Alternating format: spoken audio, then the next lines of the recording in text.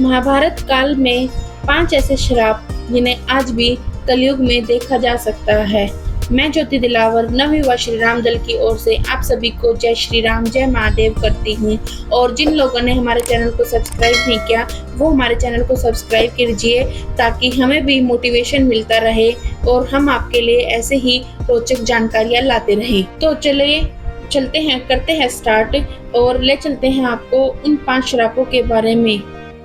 मित्रों, हिंदू धर्म ग्रंथों में पुण्य, पाप और श्राप जैसी बहुत सी बातों बोली गई है जिन पर लोग आज भी भरोसा करते हैं।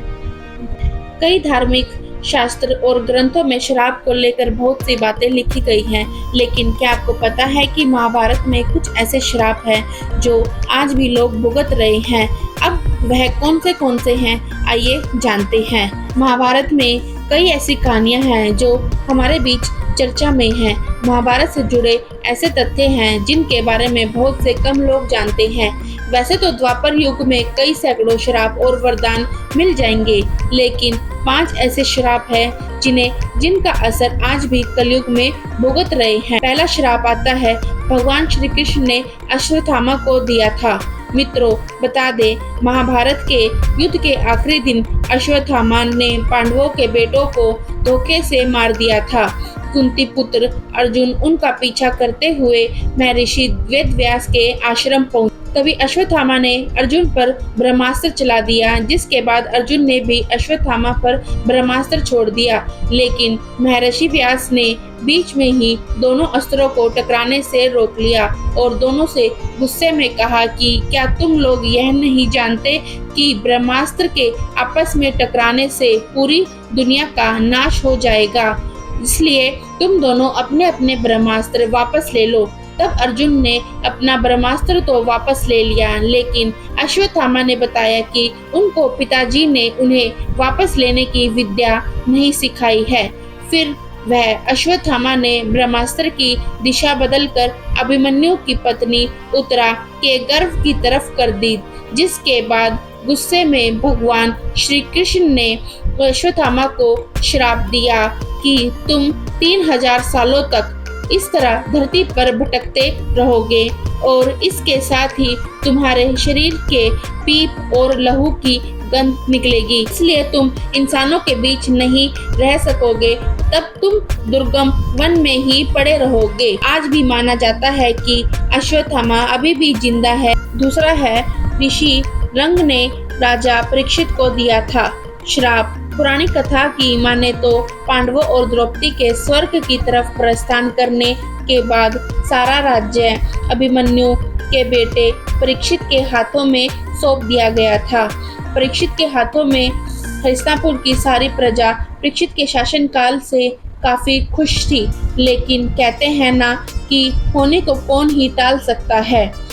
एक दिन राजा परीक्षित जंगल में आखेट करने गए थे, तभी उन्हें वहां तपस्या में लीन ऋषि शमीक मिले।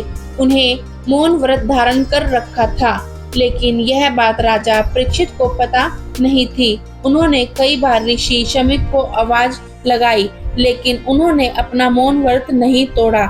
यह देखकर राजा परीक्षित को गुस्सा आ गया और उन्होंने गुस्से में आकर ऋषि के गले में एक मरा हुआ सांप डाल दिया।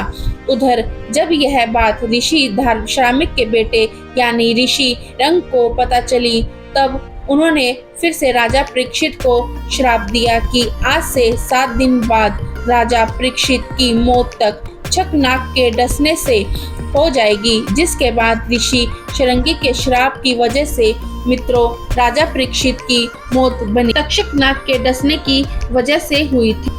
ऐसा माना जाता है कि उसी के बाद कलयुग की शुरुआत हुई, क्योंकि राजा परीक्षित के जिंदा रहते कलयुग में इतनी हिम्मत नहीं थी कि वह इंसानों पर हावी हो सके, और आज हम सभी इस कलयुग को उसी श्राप की वजह से भोग रहे हैं।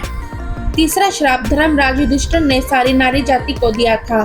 महाभारत के शांति पर्व के माने तो कर्ण की मौत के बाद जब देवी कुंती उनके शव के पास फूट फूट कर रो रही थी, तब पांडवों को लगा कि उनकी माँ उनके दुश्मन की मौत पर ऐसे क्यों रो रही है। इसके बाद कुंती ने युधिष्ठिर को बताया कि कर्ण उनका बड़ा भाई था। अपनी माता के मुख से ऐसी बातें सुनकर पांचों पांडव चौंक गए और दुखी होने लगे। इसके बाद युधिष्ठिर विधि के अनुसार कर्ण का भी अंतिम संस्कार किया। कुछ पल रुककर युधिष्ठिर अपनी माता कुंती से बोले कि यह बात तो आप हमेशा से जानती होगी कि सूर्यपुत्र कर्ण हमारे बड़े भाई थे, तब आपने हम लोगों को इतनी बड़ी बात क्यों नहीं बताई? आप चुप रहने की वजह से हम सभी को अपने ही भाई का हत्यारा बना दिया। इसलिए मैं आज इस युद्ध भूमि में सभी दिशाओं, आकाश और धरती को साक्षी मानकर सभी महिला जाति को यह श्राप देता हूँ कि आज के बाद कोई भी महिला अपने अंदर कोई भी रहस्य नहीं छिपा पाएगी। मित्रों, यह श्राप आज कलयुग में औरतें झेल रही है और वह कोई भी बात अपने अंदर छिपा कर नहीं रख पाती। मांडव ऋषि ने यमराज को दिया था श्राप। चौथा श्राप मांडव ऋषि ने यमराज को दिया था। बता दे, महाभारत के इतिहास की माने तो एक बार राजा ने गलती से न्याय में चूक कर दी थी। उन्होंने अपने सैनिकों को ऋषि मांडव को सूली पर चढ़ा दिया था। राजा ने देखा कि लंबे समय तक लटके रहने के बाद भी ऋषि मांडव की मौत नहीं हुई है, तो राजा को अपनी भूल का एहसास हुआ। उन्होंने ऋषि मांडवे को सूली से उतरवाया और अपनी गलती के लिए उनसे माफी मांगी। और इसके बाद ऋषि मांडव यमराज से मिलने गए। ऋषि ने यमराज से पूछा कि किस वजह से उन्होंने झूठे आरोप में सजा मिली। तब यमराज ने ऋषि से बोला कि जब आप 12 साल के थे तब आपने एक छोटे से कीड़े के पूंछ में सीख चुभाई थी और जिसकी वजह से आपको यह सजा भुगतनी पड़ी। यह सुनकर ऋषि को गुस्सा आ गया। उन्होंने यमराज से कहा कि किसी को भी 12 साल की उम्र में धर्म और अधर्म का मतलब पता नहीं होता। तुमने एक छोटी सी गलती के लिए मुझे इतना बड़ा दंड दिया। मैं तुमसे श्राप देता हूँ कि तुम शूद्र योनि में दासी के बेटे के रूप में जन्म लोगे। मान्य ऋषि के इस श्राप की वजह से यमराज को विदुर के रूप में जन्म लेना पड़ा था। उर्वशी ने अर्जुन को दिया था श्राप। मित्रों, 5वां श्राप कुंती पुत्र अर्जुन को अप्सरा उर्वशी ने दिया था। यह उस समय की बात है जब पांडव वनवास पर थे और उन्हें वेद व्यास जी ने अपना राज्य फिर से पाने के लिए उपाय बताते हुए दिव्य अस्त्रों की जरूरतों के बारे में बताया, जिसके बाद अर्जुन दिव्यास्त्र की शिक्षा पाने स्वर्ग चले गए। स्वर्ग लोक में अर्जुन के रूप में देखकर अप्सरा उर्वशी उनके रूप और सुंदरता को देखकर उन पर मोहित हो गई। फिर उर्वशी ने अर्जुन के सामने शादी का प्रस्ताव रखा। जवाब में अर्जुन ने कहा कि मैं आपको माता की तरह मानता हूँ, इसलिए आपसे शादी नहीं कर सकता। इस बात पर गुस्सा हो गई और उन्होंने अर्जुन को यह श्राप दिया कि तुम नपुंसक की तरह बात कर रहे हो, इसलिए तुम आजीवन नपुंसक हो जाओगे और स्त्रियों के बीच में उन्हें नर्तकी बनकर रहना पड़ेगा। यह बात सुनकर मित्रों अर्जुन परेशान हो गए। वह देवराज इंद्र के पास गए और उन्हें सारी बातें बताई। इसके बाद इंद्रदेव के कहने पर उर्वशी ने अपने श्राप की अवधि 1 साल के लिए तय कर दी। तब देवराज ने अर्जुन को सांत्वना देते हुए कहा कि तुम्हें घबराने की जरूरत नहीं है। यह श्राप तुम्हारे वनवास के समय वरदान के रूप में काम करेगा और तभी अज्ञातवास के समय तुम नृत्य के वेश में कौरवों के नजरों के से बचे रहोगे। लेकिन क्या आपने कभी सोचा है कि बाकी के युगों की तरह कलयुग में आखिर श्राप क्यों नहीं लगता? इसके पीछे क्या कारण है? पौराणिक कथाओं की माने तो पहले 3 युग सतयुग, त्रेता युग और द्वापर युग में ऋषि मुनि और पुण्य आत्मा भगवान की कठिन तपस्या करते थे। मित्रों, इन तप से उन्हें बहुत सी शक्ति मिलती थी, जिनकी वजह वह कभी भी गलत इस्तेमाल नहीं करते थे। उन्हें पता था कि उनके श्राप दे देने के बाद उस आदमी को श्राप भुगतना ही पड़ता था। अगर एक बार किसी को श्राप दे दिया गया तो उसे दोबारा नहीं लिया जा सकता था।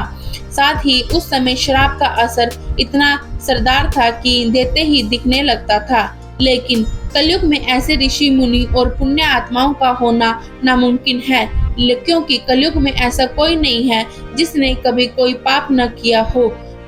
यही वजह है कि कलयुग में श्राप देना सही नहीं माना जाता। लेकिन ऐसा नहीं है कि कलयुग में दिए गए श्राप का कोई असर नहीं होगा, बल्कि कलयुग में दिए गए श्राप का असर जल्दी न होकर धीरे धीरे होगा। इसके साथ ही त्रेता युग, सतयुग और द्वापर युग में पाप नहीं होते थे, और अगर कोई पाप करता था भी तो भगवान हमेशा जन्म लेकर पाप का दुनिया से अंत कर देते थे।